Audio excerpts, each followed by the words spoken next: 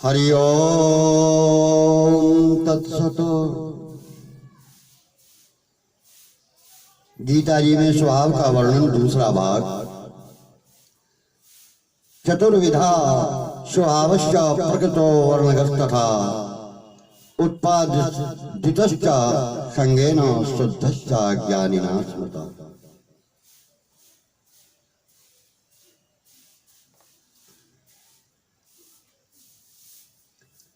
अब राग दो प्रकार का होता है,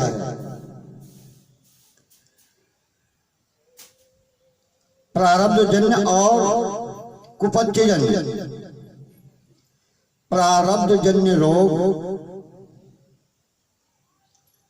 रोग दो प्रकार का होता है, प्रारब्ध जन्य और कुपच्य जन्य। प्रारब्ध जन्य रोग दवा से नहीं मिटता, क्योंकि वह कर्मों के अनुसार प्रारब्ध बन चुका है। जब तक प्रारब्ध का वेग होगा तब तक वह रहेगा ही। और कुपच्य जन्म पथ्य का सेवन करने से, दवा आदि लेने से मिट जाता है।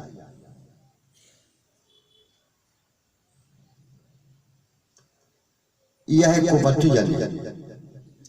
यहां समष्टि प्रकृतिगत स्वभाव में प्रारब्ध जन्य रोग ही लिया गया है।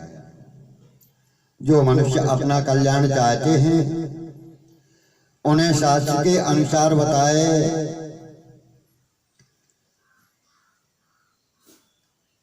भोगों का भी त्याग करना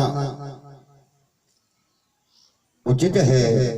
परंपरागत स्वाभाविक दोषों आचरणों का भी त्याग करके शुद्ध पवित्र आचरणों को ग्रहण करना चाहिए। अब ज्ञानी का स्वभाव, ज्ञानी का स्वभाव महान शुद्ध होता है।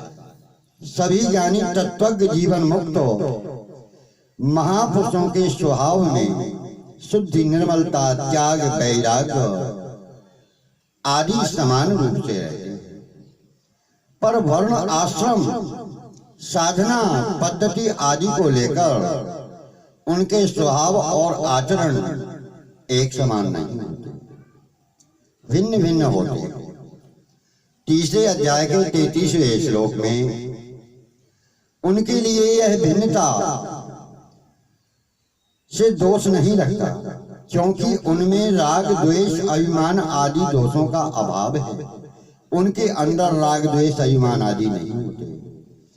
तात्पर्य यह है कि तत्व ज्ञान होने पर भी ज्ञानी महात्मा अपने वर्ण, आश्रम, साधन के नियमानुसार ही आचरण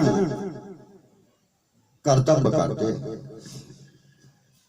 उपर्युक्त सभी स्वभावों के वर्णन का तात्पर्य यही होना चाहिए कि मनुष्य अपने स्वभाव का सुधार करे, उसको बिगाड़े नहीं और किसी के स्वभाव को लेकर उसे दोष दृष्टि से न देखे।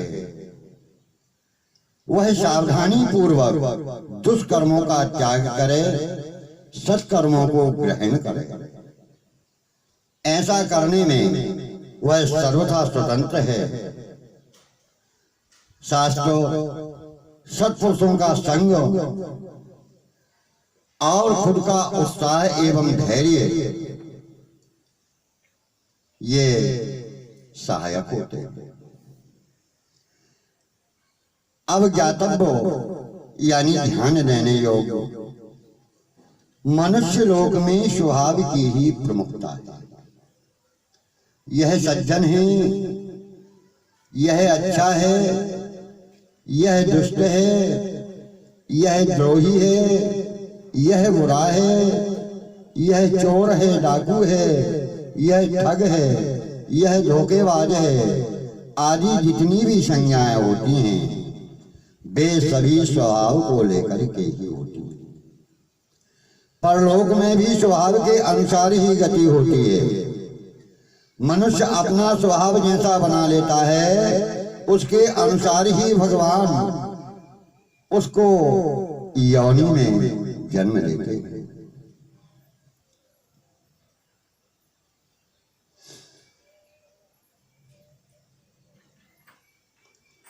मनुष्य योनि केवल स्वभाव को शुद्ध बनाने के लिए ही प्राप्त होती है। अतः बुरे स्वभाव को बदलकर भला बनना मनुष्य का प्रमुख कर्तव्य है। अपने स्वभाव को बदलने में मनुष्य मात्र मनुष्य योनि ही स्वतंत्र है, अन्य योनियां स्वतंत्र नहीं, क्योंकि वह ज्ञान शून्य है। धनी बनने, ऊंचा पद प्राप्त करने, मान सम्मान प्राप्त करने आदि में उसकी ऐसी स्वतंत्रता नहीं, जैसी अपने स्वभाव को शुद्ध बनाने में वह स्वतंत्र है। अगर मनुष्य अच्छा साथ करता है, संग करता है, अच्छे ग्रंथों का अध्ययन करता है, स्वभाव सुधारने का प्रयास करता है, जिसे उद्योग कहते हैं, वह अपने स्वभाव को बहुत शीघ्र ही सुगमता पूर्वक शुद्ध बना लेता है। परंतु अगर वह कुसंग करेगा, खराब पुस्तकें पढ़ेगा, अपने विचारों को प्रोत्साहित करेगा, तो वह बुरे स्वभाव वाला बन ही जाएगा। मनुष्य योनि पाकर भी अपने स्वभाव को शुद्ध बनाना बहुत बड़ी हानि।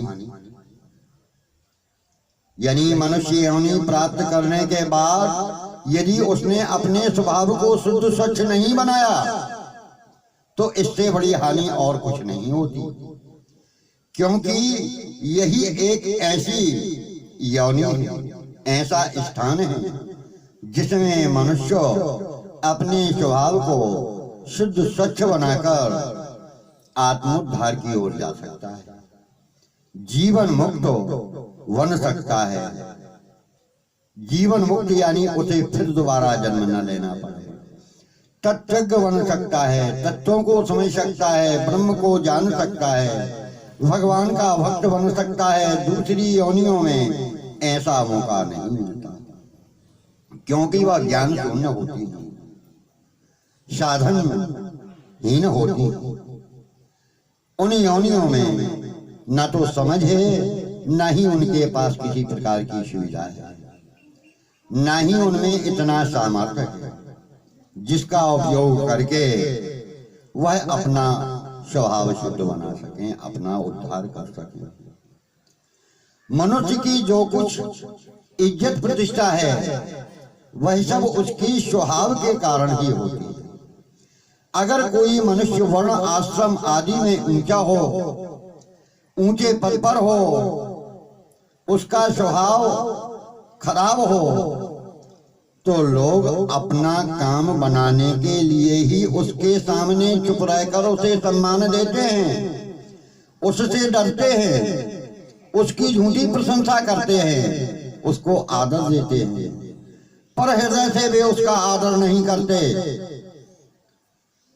उनके भीतर यह बात रहती है कि क्या करें, यह आदमी तो बड़ा दुष्ट है, पर अपने काम के लिए इसकी गुलामी करना पड़ती है। लोगों के हृदय में युधिष्ठिर महाराज के प्रति बड़ा आदर सम्मान था, पर दुर्योधन के प्रति घृणा थी। तो यह सब स्वभाव के कारण ही था। मनुष्य स्वार्थ और अभिमान का त्याग करके दूसरों की सेवा करे, दूसरों का हित चाहे, तो उसका स्वभाव बहुत जल्दी बदल जाता है। स्वभाव सुधरने पर वह अपना तथा और भी अन्य लोगों का उद्धार करने वाला बन जाता है। जैसे आकाश में पीपल आदि वृक्ष बहुत ऊंचे उठ जाते हैं, बढ़ जाते हैं, और दूर छोटी ही रह जाती है, पर आकाश की तरफ से किसी को मना नहीं है, न पीपर के वृक्ष से मना करते कि तू बढ़ो या मत बढ़ो, ना ही वह दुआ से कहते कि तू बढ़ या मत बढ़ो। ऐसे ही मनुष्य अपना स्वभाव सुधार कर ऊंचा उठ सकता है, उसके लिए भगवान की तरफ से मना नहीं। तात्पर्य यह है कि जैसे वृक्ष आदि के लिए आकाश में बढ़ने की कोई सीमा नहीं, वह अपनी शक्ति के अनुसार बढ़ सकता है, ऐसे ही मनुष्य के लिए उन्नति की सीमा नहीं होती। प्रमुख रूप से स्वभाव ही दो तरह का होता है, एक समष्टि स्वभाव और दूसरा व्यष्टि स्वभाव, जिसमें किसी तरह का उद्योग परिश्रम नहीं करना पड़ता, जिसमें स्वतः ही परिवर्तन रूप क्रिया होती है, वह समष्टि यानी प्राकृतिक स्वभाव है। जैसे गर्मी के समय में कभी अधिक गर्मी पड़ती है, कभी कम गर्मी पड़ती है, कभी हवा चलती है, कभी नहीं चलती। सर्दी के समय में कभी अधिक सर्दी पड़ती है तो कभी कम। इसी प्रकार वर्षा होती है, कभी हवा चलती है। वर्षा के समय में कभी वर्षा ज्यादा होती है, कभी कम होती है। एकदम सूखा भी रह जाता है, बालक जन्मता है, बड़ा होता है, जवान होता है, बूढ़ा होता है और मर जाता है। वृक्ष लताएं पैदा होती हैं, बढ़ती हैं, गिरती हैं, सूखती हैं, नए मकान पुराने हो जाते हैं। यह सब समष्टि प्रकृति का ही स्वभाव है। इस प्राकृतिक स्वभाव में परिवर्तन किया जा सकता है। जैसे परमाणु बम आदि के विस्फोट से समष्टि प्रकृति में विकृति आ जाती है।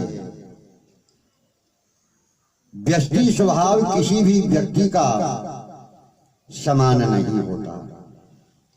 किसी का शांत स्वभाव होता है, किसी का घोर क्रोधी स्वभाव होता है और किसी का मूढ़ तमोगुणी स्वभाव होता है।